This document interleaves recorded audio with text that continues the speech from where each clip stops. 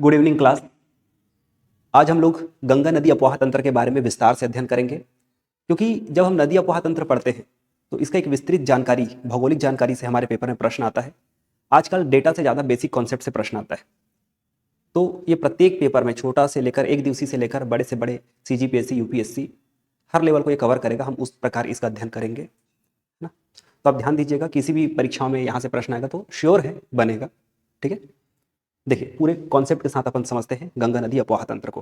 पहले हम इसके उद्गम को देखेंगे, पहले हम गंगा नदी के बारे में अध्ययन करेंगे, फिर इनकी सहायक नदियों के बारे में अध्ययन करेंगे। चलिए हम लोग गंगा नदी के उद्गम को देखते हैं। तो ये जो उद्गम है गंगा नदी का, ये मिलेगा आपको उत्तराखंड में। तो हम उत्तराखंड राज्य चलते हैं। उत्तराखंड राज्य जाएंगे तो सबसे पहले हमें दो ग्लेशियर पर ध्यान देना है। एक ग्लेशियर है गंगोत्री, ये हिमालय की ऊंचाई में जमी हिमनद है, ग्लेशियर है। वहाँ पे वातावरण में नमी होती है, टेम्परेचर कम होता है, जिसके कारण वहाँ पे बर्फ के बड़े बड़े ग्लेशियर पाए जाते हैं। तो वैसे ही एक ग्लेशियर का नाम है गंगोत्री और दूसरी ग्लेशियर है सतोपंथ। ये ग्लेशियर हिमालय के ही हिस्से हैं। अब गंगोत्री और सतोपंथ से दो धाराएं निकलेंगी। गंगोत्री से जो धारा निकल रही है उसका नाम है भागीरथी, और सतोपंथ से जो धारा निकल रही है इसका नाम है अलकनंदा।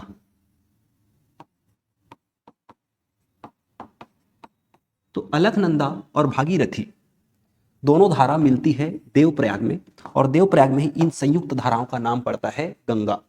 ये स्थान है देवप्रयाग।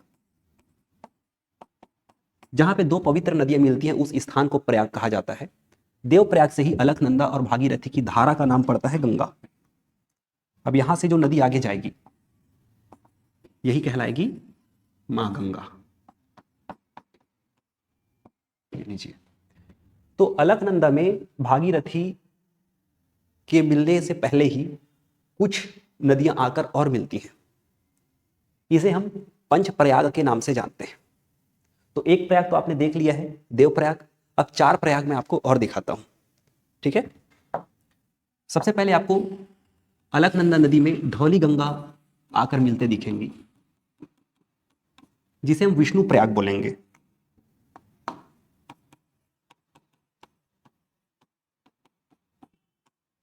अलकनंदा नदी पर जहां पे धौली गंगा मिलेगी इस स्थल को विष्णु प्रयाग बोलेंगे।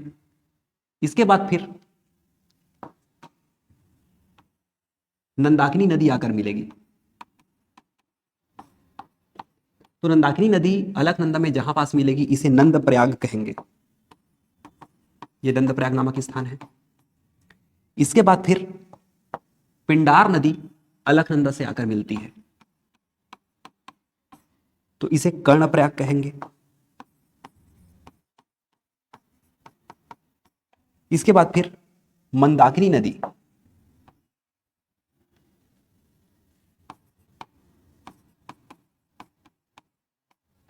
अलकनंदा में आकर मिलेगी, इसे हम रुद्र प्रयाग कहते हैं। तो आप देखिए, यह हो गया आपका पंचप्रयाग जो कि उत्तराखंड में लोकेटेड है। अब इन नदियों का भी ओरिजिन है, कहां कहां से निकलते हैं उसको देख लेते हैं। तो मंदाकिनी नदी का उद्गम हुआ है केदारनाथ के पास चौराबाड़ी ग्लेशियर से, और धौली गंगा का उद्गम हुआ है नीति दर्रे से। नीति दर्रे के पास जो ग्लेशियर है वहां से इसका उद्गम होता है, जबकि नंदी ग्लेशियर से नंदाकिनी नदी का उद्गम हुआ है, और पिंडार ग्लेशियर से पिंडार नदी का उद्गम हुआ है। तो ये गंगा नदी का उद्गम है। इन सारी संयुक्त धाराओं को ही देवप्रयाग के स्थान पर ही गंगा नाम मिलता है। अब इसके बाद फिर गंगा के बारे में थोड़ा सा पढ़ते हैं।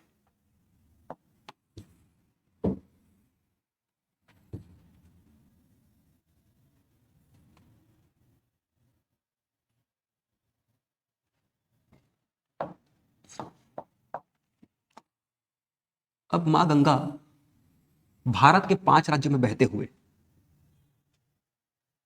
आगे बढ़ती है, और यह दो धाराओं में, पश्चिम बंगाल में जाकर दो धाराओं में ये बढ़ जाती है, क्योंकि इसका पानी बहुत ज्यादा हो जाता है। ये पश्चिम बंगाल में 2 भागों में बंट गई। तो सबसे पहले हम ये देखते हैं कि यह गंगा 5 राज्यों में बहती है।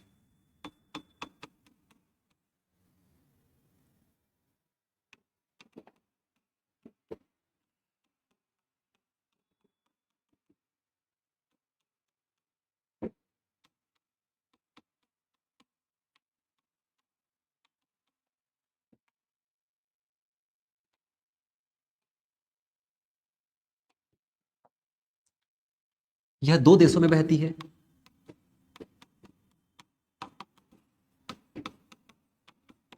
एक है हमारा भारत, इसका उद्गम भारत में हुआ है, और यह बांग्लादेश में, कुछ हिस्से इसका भारत में और कुछ हिस्से इसका बांग्लादेश में जाती है, और बांग्लादेश में ही ये बंगाल की खाड़ी में जाकर समुद्र में विसर्जित हो जाएंगी बांग्लादेश से। इसकी कुल लंबाई अगर हम देखें तो 2525 किलोमीटर है, लेकिन यह भारत में कुल 2510 किलोमीटर बहती है। इस कारण इसे भारत में बहने वाली सबसे लंबी नदी बोलते हैं। भारत में बहने वाली सबसे लंबी नदी।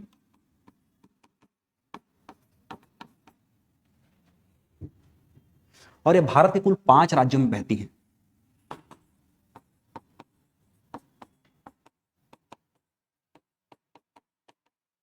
सबसे पहला देखिए, सबसे पहला ये उत्तराखंड में बहेगी,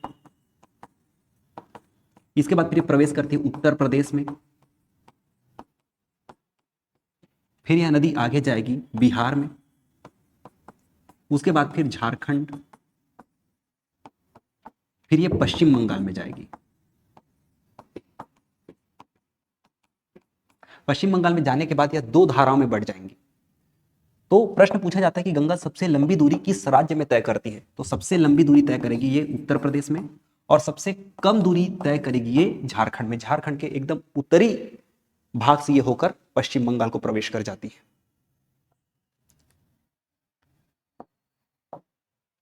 फिर हम देखते हैं इसका कुछ कुछ और महत्व। जैसे गंगा नदी को भारत की राष्ट्रीय नदी का दर्जा प्राप्त हुआ है, यह भारत की राष्ट्रीय नदी है।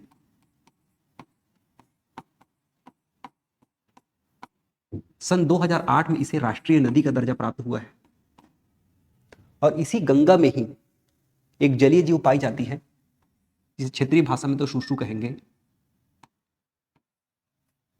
लेकिन इसे हम बोलेंगे गंगा डॉल्फिन। गंगा डॉल्फिन भारत का राष्ट्रीय जलीय जीव है, जिसकी घोषणा 2009 में हुई थी। तो गंगा डॉल्फिन जो है वो राष्ट्रीय जलीय जीव है।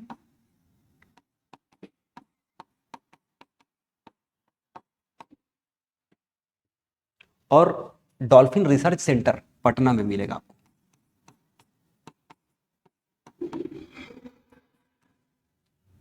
आई बात समझ में? अब देखते हैं गंगा समुद्र में विसर्जित किस प्रकार होती है।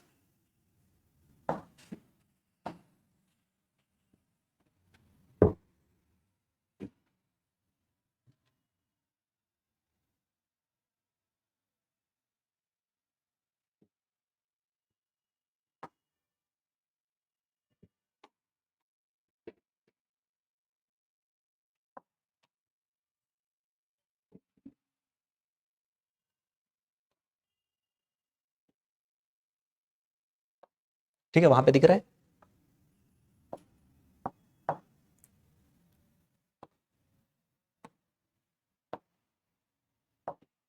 अब देखिए, गंगा नदी पश्चिम बंगाल में प्रवेश कर चुकी है, और पश्चिम बंगाल में प्रवेश करने के पश्चात यह 2 धाराओं में बढ़ जाती है। एक नीचे आ रही है जिसका नाम है हुगली, और ये एक आगे जा रही है जिसे हम पद्मा के नाम से जानेंगे। तो अब इसके बारे में सुनो। यहां पे आपको एक बराज देखने को मिलेगा, इसका नाम है फरक्का बराज। तो ये बराज बाद में बना है, उससे पहले ही गंगा के पास इतना पानी हो जाता है ना कि ये 2 धाराओं में बढ़ जाती है, 2 अलग अलग ढालों का अनुसरण करती है। ये भारत की सीमा है, यह वेस्ट बंगाल। ये वेस्ट बंगाल है। तो पश्चिम बंगाल में यहाँ पे दो धारा बढ़ गई। एक धारा जो नीचे की ओर आ जाती है, इसी धारा को बोलेंगे हुगली नदी।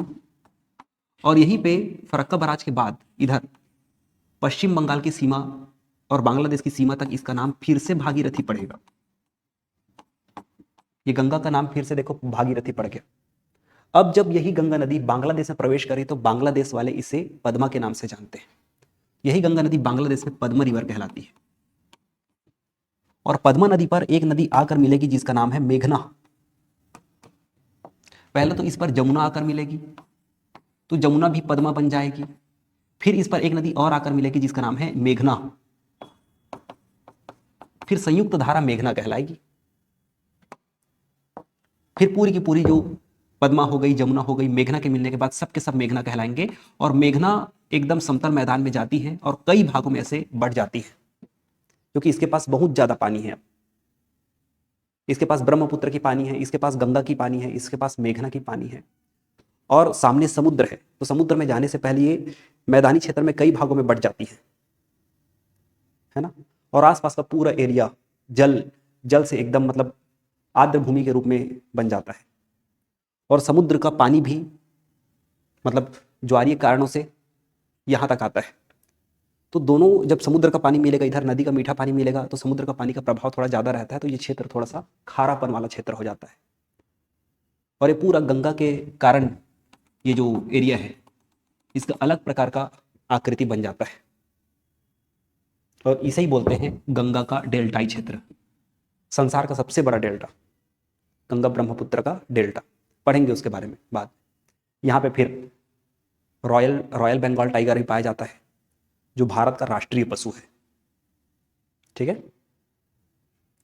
तो ये रहा गंगा के बारे में कुछ जानकारियां। अब हम गंगा में उत्तर से आकर मिलने वाली सहायक नदियां एवं दक्षिण से आकर मिलने वाली सहायक नदियों के बारे में अध्ययन करेंगे। पहले इसे आप नोट कर लीजिए।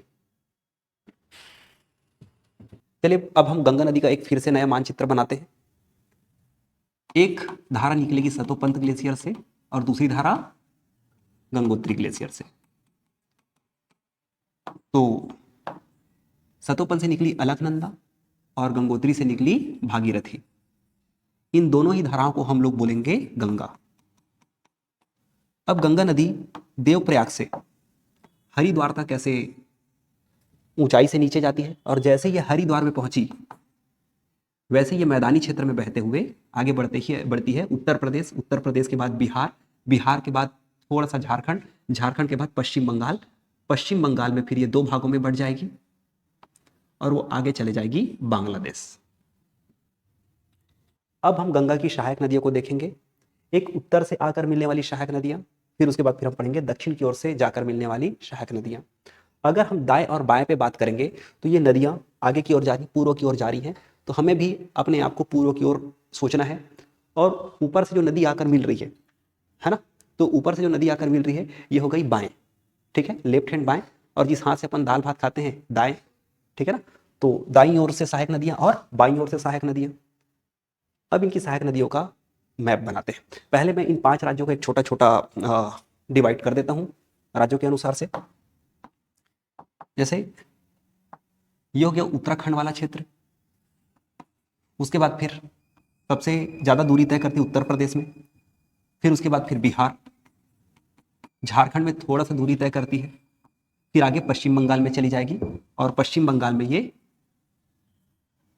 2 भागों में बढ़ जाएगी, एक जाएगी बांग्लादेश को और दूसरी यही नीचे। अब इसकी सहायक नदियों में सबसे पहली सहायक नदी मिलेगी रामगंगा। देखिए, गंगा की सबसे पहली जो सहायक नदी है वो है रामगंगा। रामगंगा का उद्गम होता है गढ़वाल हिमालय से। गढ़वाल हिमालय यह उत्तराखंड का पहाड़ी है, और उत्तराखंड से ही रामगंगा नदी का उद्गम होता है, और ये उत्तराखंड से बहते हुए सीधे उत्तर प्रदेश में आकर गंगा नदी में मिल जाती है। रामगंगा नदी के बारे में आपको एक जानकारी होना चाहिए। रामगंगा नदी एक नेशनल पार्क से बहती है।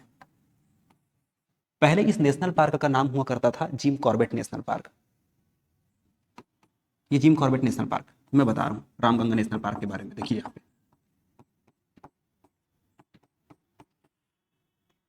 इस नेशनल पार्क का पुराना नाम हैली था। हैली नेशनल पार्क से, ये भारत का सबसे पहला नेशनल पार्क है। हैली नेशनल पार्क से इसका नाम चेंज होकर जिम कॉर्बेट पड़ा, और जिम कॉर्बेट नेशनल पार्क से वर्तमान में इसका नाम हो गया है रामगंगा नेशनल पार्क। ठीक है, तो रामगंगा नेशनल पार्क पूछा जा सकता है।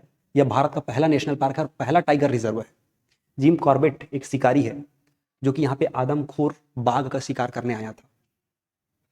ठीक है, तो उसी के नाम पे जिम कॉर्बेट नेशनल पार्क इसका नाम रखा गया था। फिर वर्तमान में इसका नाम चेंज करके रामगंगा नेशनल पार्क कर दिया गया है।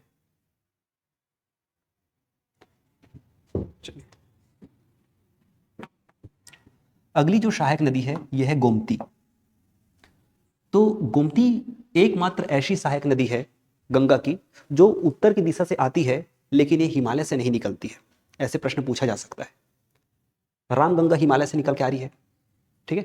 उत्तर की ओर जो भी सहायक नदियां आ रही हैं, आपको 4 ऑप्शन दिया जाएगा और पूछा जाएगा कि इनमें से कौन सी एक गंगा की सहायक नदी है जो हिमालय के किसी भी रेंज से नहीं निकलती, हिमालय के किसी भी पहाड़ी से नहीं निकलती, मैदानी क्षेत्र से निकलती है, तो वो आएगी गोमती। गोमती नदी जो है ये पीलीभीत के उल्हार झील से निकलती है।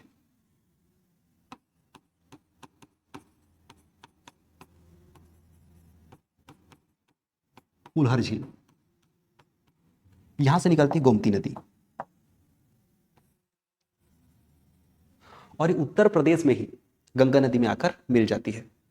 तो गोमती नदी के बारे में ध्यान रखना, गंगा की एकमात्र ऐसी सहायक नदी जो उत्तर दिशा से निकलती है और एक मैदानी क्षेत्र से निकलती है। इसका उद्गम मैदानी क्षेत्र से है। ठीक है भाई,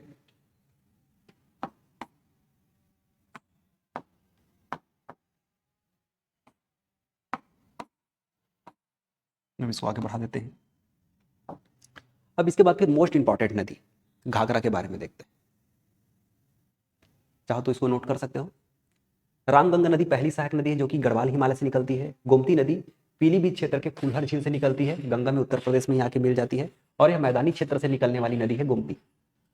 ठीक, अब गंगा की अगली सहायक नदी है घाघरा। तो घाघरा के बारे में देखते हैं। सबसे पहले ये देखो, हम भारत के ऊपर में चलते हैं नेपाल में, और नेपाल के ऊपर में मिलेगा तिब्बत।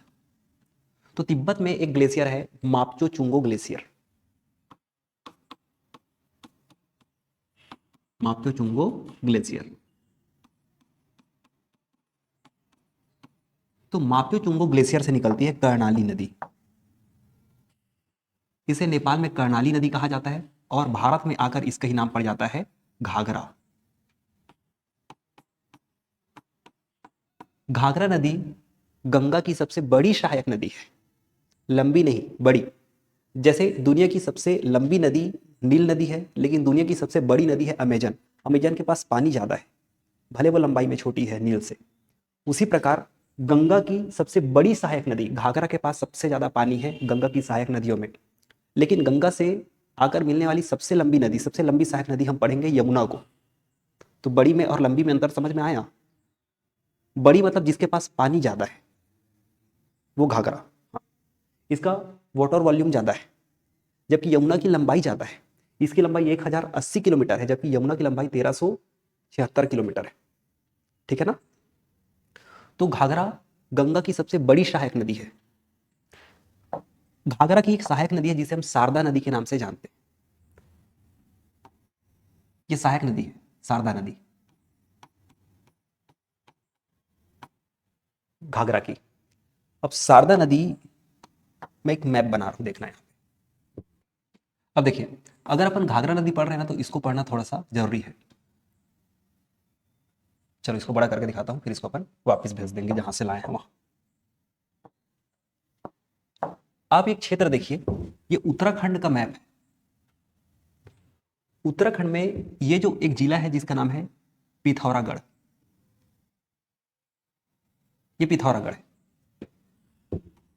पिथौरागढ़ जिले के इस पार आपको नेपाल दिख रहा होगा, नेपाल है भाई, ठीक है ना। तो ये जो क्षेत्र है ये आपका काला पानी क्षेत्र कहलाएगा। क्या क्षेत्र कहलाएगा? काला पानी। काला पानी विवाद जो है, यहां पे एक जगह है लिम्पियाधुरा, और एक जगह है जिसका नाम है लिपुलेख दर्रा। ये लिपुलेख नामक जगह है, ये लिम्पियाधुरा है और यहाँ पे लिपुलेख है।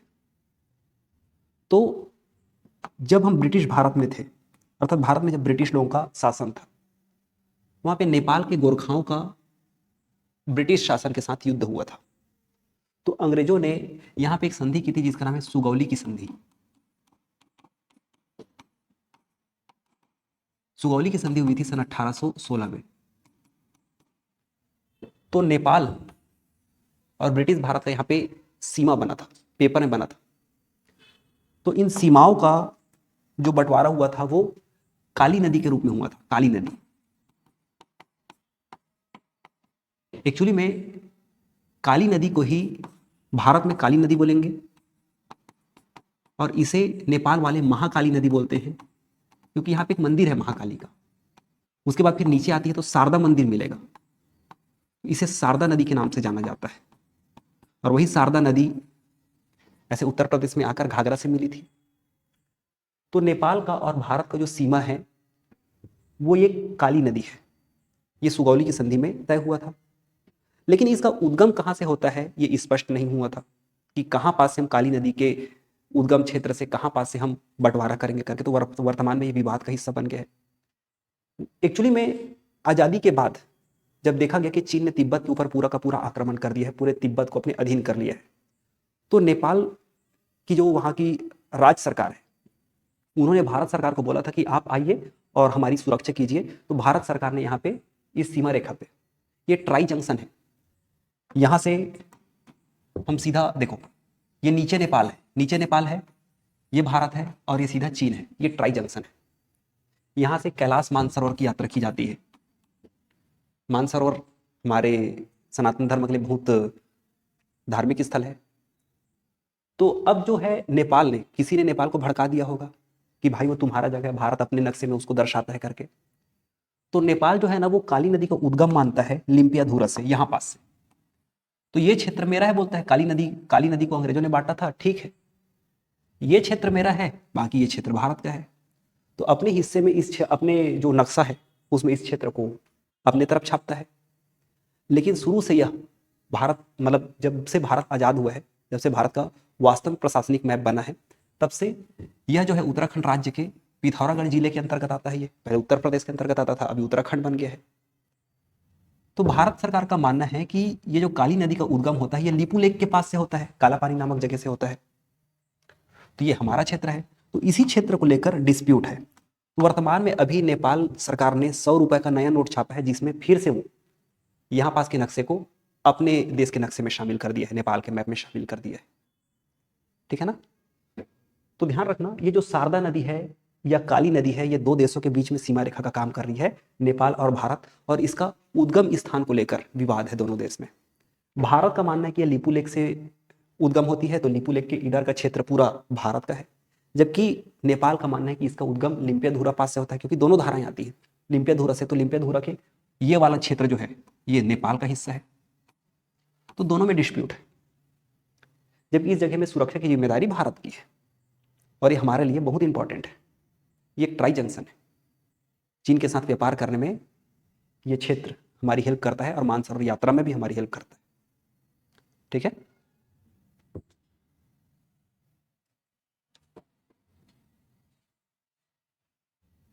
तो घाघरा की सहायक नदी है शारदा। और इसी घाघरा नदी को देखो, शारदा नदी में एक नदी आकर मिलती है जिसको उत्तर सरयू बोलते हैं। लेकिन अब वर्तमान में अयोध्या भारत में है, वो तो शारदा तो थोड़ी ऊपर हो गई, उत्तराखंड तरफ हो गई, उत्तरी सरयू बोलते हैं। अब वर्तमान में सरयू नदी वाला भी बात आ गया। तो घाघरा नदी के ही कुछ हिस्से को अवध रीजन के पास सरयू नदी कहा जाएगा। ठीक है? सरयू नदी आपने नाम सुन रखा है ना? तो घाघरा और इसी को ही अवध क्षेत्र में क्या कहा जाएगा? सरयू,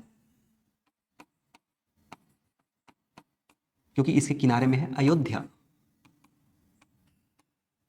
ठीक है भाई? तो घाघरा नदी के बारे में आपने दो चीज जाना कि घाघरा नदी की जो सहायक नदी है शारदा, यह नेपाल और इंडिया का प्राकृतिक सीमा बना रही है। और वहीं पे घाघरा नदी गंगा की सबसे बड़ी सहायक नदी है,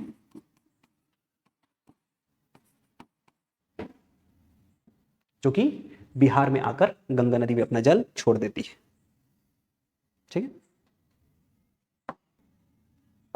अब इसकी अगली सहायक नदी है गंडक। तो गंडक का निर्माण धौलागिरी से होगी। ये हिमालय का एक हिस्सा है धौलागिरी। धौलागिरी से उद्गम होती है गंडक नदी की। तो अब ये गंडक नदी उत्तर प्रदेश और बिहार की प्राकृतिक सीमा बनाते हुए बिहार में गंगा नदी पर अपना जल विसर्जित कर देती है। ठीक है। और गंडक नदी के बारे में आप ये जानना कि गंडक नदी को ही सालीग्राम नदी के रूप में जाना जाता है, गंडक, और इसको नेपाल में सालीग्राम नदी बोलेंगे। ये जो धौलागिरी है ये नेपाल में है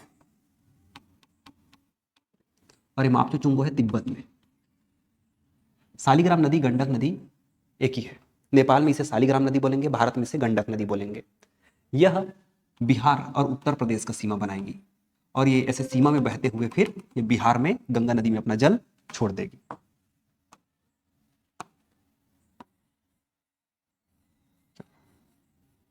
फिर हम आगे बढ़ते हैं। तो आगे महाभारत श्रेणी से 7 नदियों की धाराएं निकलेंगी जिसे हम बोलेंगे कोसी।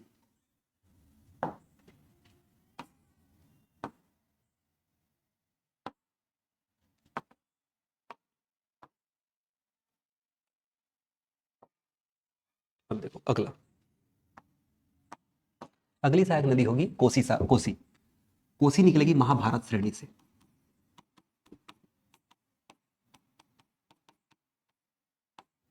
यह भी आपको मिलेगी नेपाल में।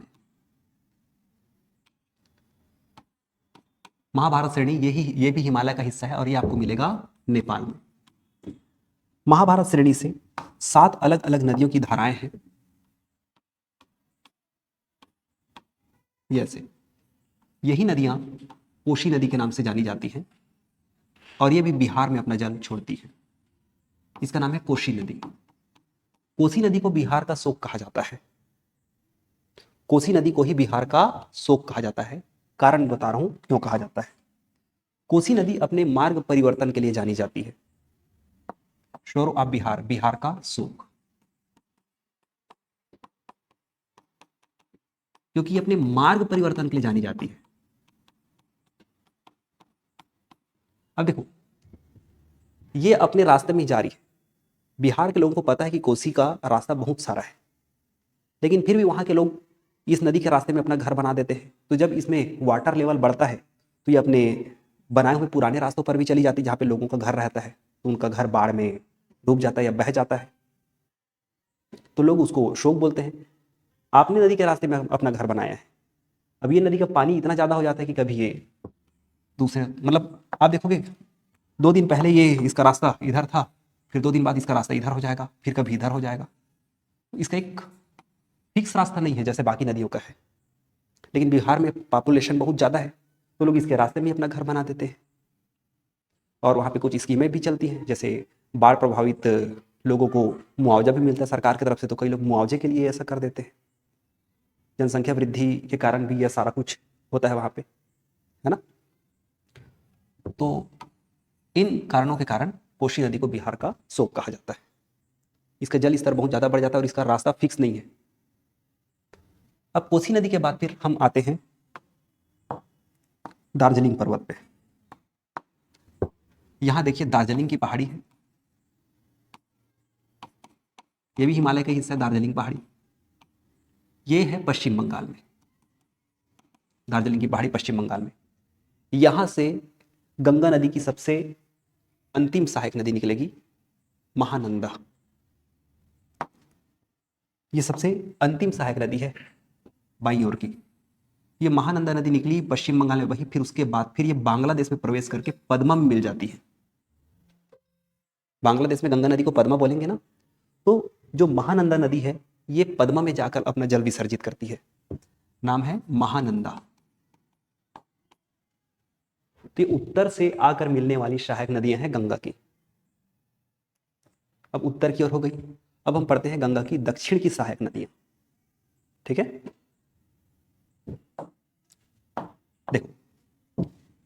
यहां पे हमें एक बंदरपुछ के पास मिलेगा यमुनोत्री ग्लेशियर।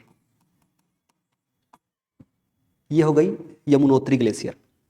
यमुनोत्री ग्लेशियर से निकलेगी यमुना। ये यमुना नदी है और यमुना नदी उत्तर प्रदेश में प्रयागराज में गंगा नदी को अपना जल देगी। यह यमुना नदी,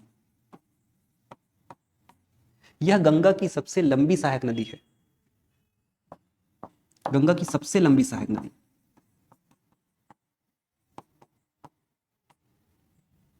तो उत्तर प्रदेश में प्रयागराज में गंगा में अपना जल विसर्जित करेगी और इसकी जो लंबाई है 1376 किलोमीटर लगभग है यमुना की। और यमुना का जो बहाव क्षेत्र है इसका उद्गम होता है उत्तराखंड से। उत्तराखंड के बाद ये हिमाचल प्रदेश और हरियाणा का सीमा बनाती है। उसके बाद फिर ये जाती है दिल्ली में। दिल्ली के बाद फिर उत्तर प्रदेश होते हुए ये आ जाती है सीधे सीधे प्रयागराज के पास।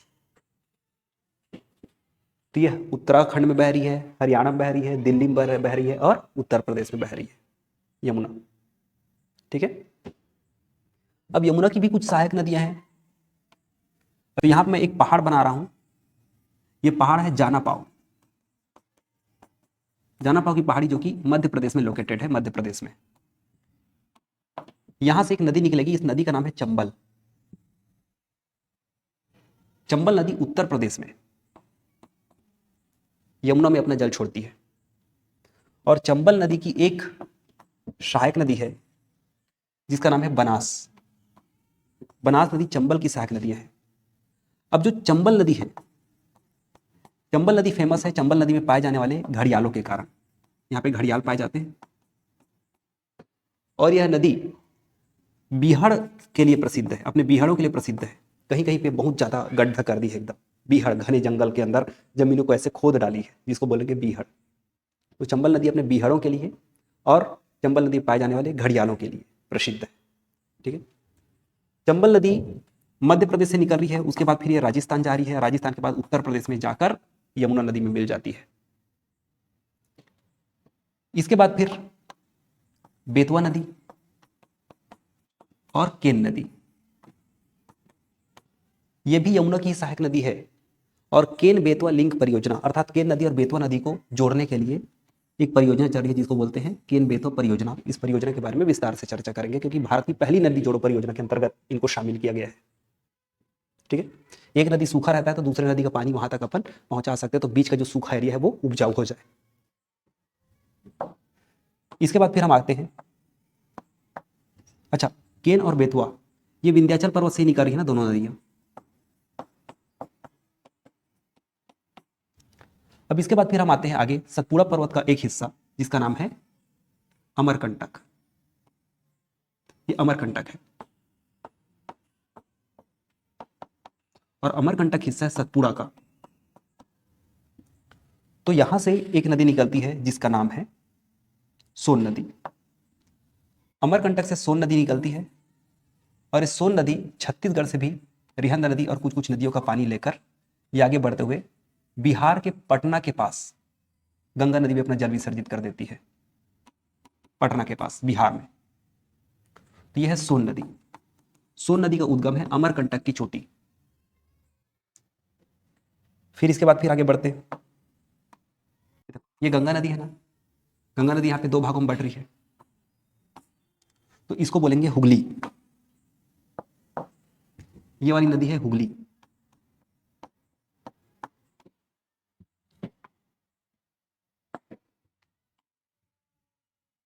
अब हम आते हैं झारखंड में। तो झारखंड में मिलेगा पलामू की पहाड़ी। ये पलामू की पहाड़ी है। तो झारखंड में पलामू की पहाड़ी से एक नदी निकल रही है जिस नदी का नाम है दामोदर। ये दामोदर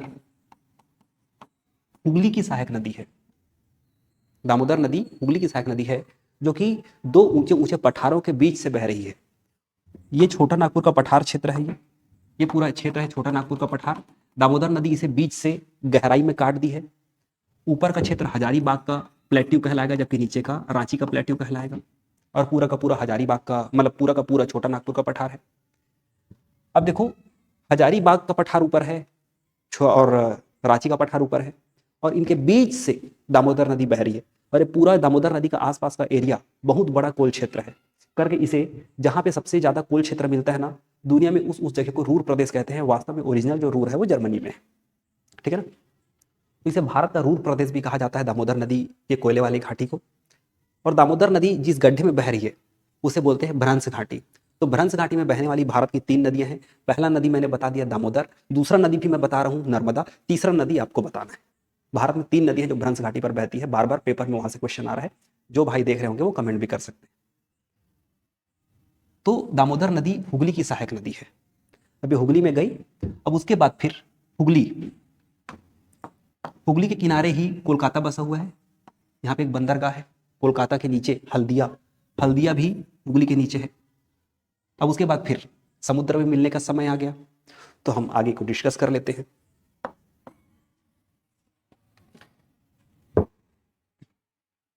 यह हो गई दाएं से आकर मिलने वाली सहायक नदियां। गंगा अपवाह तंत्र हमारा हो रहा है कंप्लीट। अब देखो भाई, वहां पे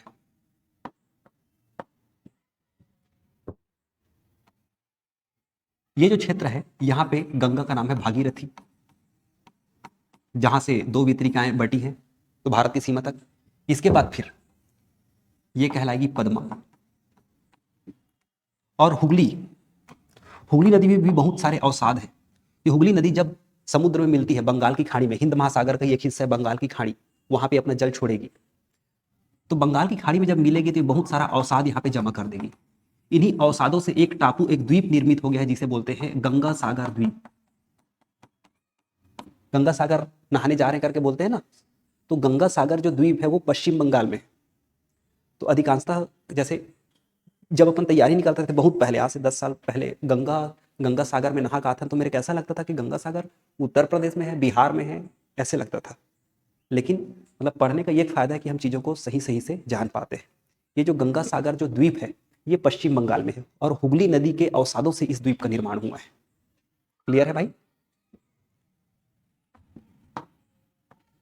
अब देखिए, इधर पद्मा में पहले तो जमुना आकर मिली, तो ये जमुना भी पद्मा के नाम से आगे बढ़ जाती है। जमुना जो है वो ब्रह्मपुत्र को ही बांग्लादेश में जमुना बोलते हैं, मैं पिछले क्लास में पढ़ाया था, ठीक है। ये जो जमुना है ये भारत में ब्रह्मपुत्र थी, तो बांग्लादेश वाले इसे जमुना कह दिए। अब जमुना पद्मा से मिलकर पद्मा ही बन जाती है, पद्मा नाम से ही आगे बढ़ेगी। ये अब इसका पानी बढ़ गया भाई, ऊपर से एक बराक नदी आ रही है मणिपुर से आ रही है बराक नदी, और बराक नदी जैसे ही बांग्लादेश में प्रवेश करती इस नदी का नाम हो जाता है मेघना। अब इस नदी का पानी और एकदम भयंकर हो गया, अब इसको एकदम से ढाल नहीं मिल पा रहा है कि एक ही वो में जा पाऊं करके, तो मेघना के बाद ये बहुत सारे वितरिकाओं में बढ़ जाएगी ऐसे, क्योंकि पूरा का पूरा ये एरिया, पश्चिम बंगाल का एरिया और बांग्लादेश का एरिया, पूरा का पूरा एरिया मेघना की इन वितरिकाओं से सुसज्जित हो जाती है, और एक पूरा का पूरा क्षेत्र एक सघन वन में बदल जाता है, क्योंकि यहाँ पे पानी भी अच्छे मात्रा में है, यहाँ पे जैव विविधता भी अच्छा होगा, यहाँ पे छोटे छोटे झाड़ियाँ और कुछ मैंग्रोव झाड़ियाँ भी देखने को मिलेंगी, जो अपना नाइट्रोजन ऊपर आकर लेती हैं। उनकी जड़ें ऊपर मिलेंगी आपको, जो कि सुनामी वगैरह को किनारों में रोकने का बहुत काम करती हैं। मैंग्रोव वनस्पतियों के बारे में पढ़ाऊंगा, ठीक है। यही पाया जाता है भारत का राष्ट्रीय पशु Bengal tiger, royal Bengal tiger, पश्चिम बंगाल वाले क्षेत्र में। तो पूरा दुनिया का सबसे बड़ा जो डेल्टा है, जिसे गंगा ब्रह्मपुत्र का डेल्टा बोलते हैं, वो यही डेल्टा है। डेल्टा किसे कहते हैं? जब एक नदी को एकदम ज्यादा ढाल नहीं मिलता है, तो हम जब बहुत सारे पानी को जब हम वहां पे किसी जमीन में, समतल जमीन में डालते हैं, तो अपना रास्ता खुद खोजती है और बहुत सारे इधर उधर के धाराओं में बढ़ जाती है, वितरिकाओं में बढ़ जाती है। तो बीच का क्षेत्र भी थोड़ा सा नम युक्त क्षेत्र हो जाता है, वहां पर बहुत सारी अलग अलग प्रकार की वनस्पतियां भी उगाती हैं। तो समुद्र में मिलने से पहले ये जो नदियों के द्वारा बनाया गया स्थलाकृति है, यही डेल्टाई क्षेत्र कहलाती है, ठीक है। और अगर समुद्र नीचे होता, नदी ऊपर होती और जंप करती, तो उसे एस्चुरी बोलते। समुद्र भी लगभग समान सतह पर है, नदी से एकदम ज्यादा निचला हिस्से पर नहीं है, ये बराबर क्षेत्र में है, तो नदी समुद्र में जाने से पहले कई भागों में बढ़ जाएंगी। नदियों का यही वाला जो क्षेत्र है, समुद्र मिलने से पहले समतल वाला जो दलदली क्षेत्र है, यही डेल्टाई क्षेत्र कहलाता है। अच्छा, एक चीज मैं और बता दूं आपको, ये जो गंगा नदी का पानी इतना साफ होता है उसका कारण है बैक्टीरियोफेज वायरस। यहाँ पे बैक्टीरियोफेज वायरस पाया जाता है। ये वायरस है जो कि हानिकारक और प्रदूषित जीवाणुओं को खत्म करने का काम करता है, जिसके कारण गंगा का पानी शुद्ध रहता है। और गंगा नदी में नेशनल वाटरवे एक भी है। प्रयागराज से लेकर ये हुगली के कोलकाता तक जल मार्ग, राष्ट्रीय जल मार्ग एक है, अर्थात यहाँ पे सामान को ढुलाने के लिए नाव चलते हैं। राष्ट्रीय जल मार्ग एक है। अब तो अमेजॉन ने भी अपना सामान को उधर ले जाने के लिए परमिशन ले लिया भारत सरकार से, अब उसका भी नाव चलेगा यहाँ पे राष्ट्रीय जल मार्ग में। अब यहाँ से मैं अपनी क्लास ओवर करता हूँ, आप इसको रिवीजन करके आएंगे। नेक्स्ट क्लास में हम प्रायद्वीपीय भारत की नदियाँ पढ़ेंगे, ठीक है।